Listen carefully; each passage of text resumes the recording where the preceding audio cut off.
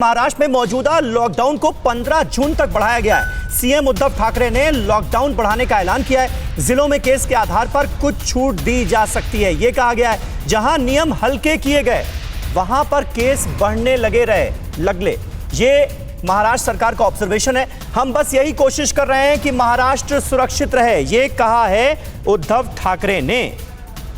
तो अभी 15 जून तक लॉकडाउन को बढ़ाया गया है महाराष्ट्र में। शिवांगी ठाकुर मुंबई से हमारे साथ मौजूद हैं। शिवांगी, यानी ढील देने के बारे में कुछ सरकार सोच जरूर रही है, लेकिन ढिलाई बरतनी नहीं है, और खास तौर पर महाराष्ट्र में जहां पर संक्रमण के केसेस अभी भी इतने ज्यादा हैं, वहां पर ढिलाई शायद खतरनाक साबित हो, इसीलिए यह फैसला लिया गया।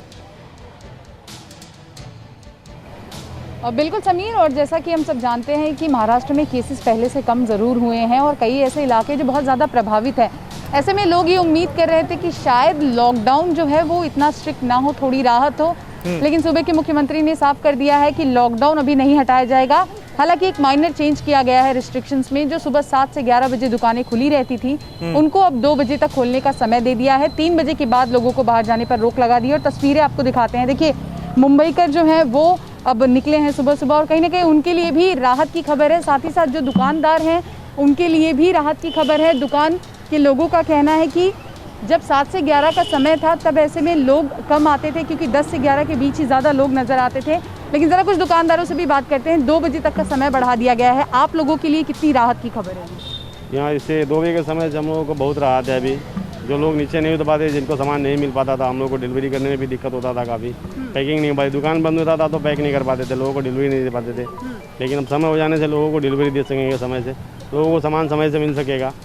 ये तो टाइमिंग बढ़ने से ही फायदा है। बिल्कुल। तो आप देखिए, समय बढ़ने से ये होगा कि जो शॉपिंग करने के लिए लोग लेट निकल रहे थे, 7 बजे दुकानें खुल जाती थी, लेकिन मुंबई की सुबह इतनी जल्दी नहीं होती है समीर, हम सब जानते हैं।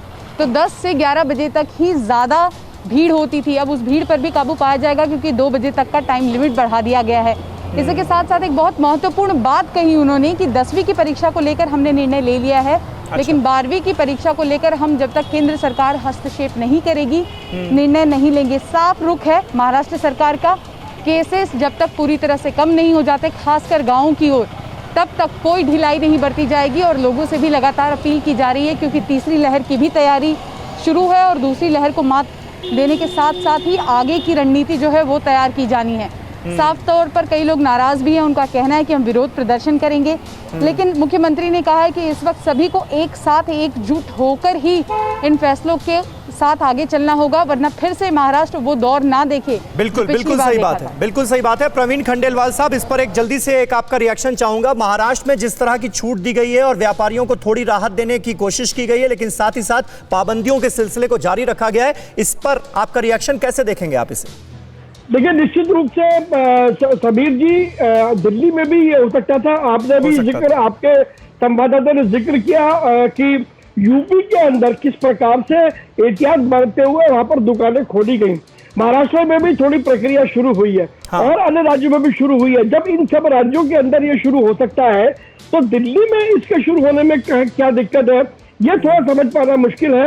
मैं सरकार की चिंता समझता हूँ, कोरोना संक्रमण को हमको रोकना है, लेकिन अर्थ का जो चक्र है उसको भी शुरू करना बहुत जरूरी है, नहीं तो बहुत बड़ी बेरोजगारी दिल्ली के अंदर पूरे देश में खड़ी हो जाएगी।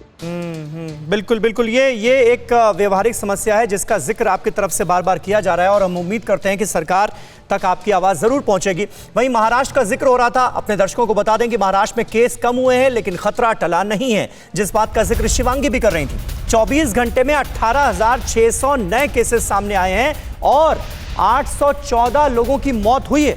अभी भी ये डरावना आंकड़ा महाराष्ट्र से सामने आ रहा है। हालांकि अभी भी 2,71,000 से ज्यादा एक्टिव केस महाराष्ट्र में मौजूद हैं। महाराष्ट्र में कोरोना के कहर के साथ साथ ब्लैक फंगस का भी प्रकोप देखा जा रहा है। सीएम उद्धव ठाकरे के मुताबिक महाराष्ट्र में अब तक ब्लैक फंगस के 3,000 मामले सामने आ चुके हैं। इसलिए अलर्ट पर रहना बहुत ज्यादा जरूरी है सरकार के लिए, और पाबंदियों में छूट एक हद तक ही दी जा सकती है, वरना खतरा लोगों के लिए बढ़ सकता है, और इस बात का खास ख्याल रखा गया है महाराष्ट्र सरकार की तरफ से। फिक्र आपकी, सोमवार से शुक्रवार रात 9 बजे सिर्फ TV9 भारतवर्ष पर।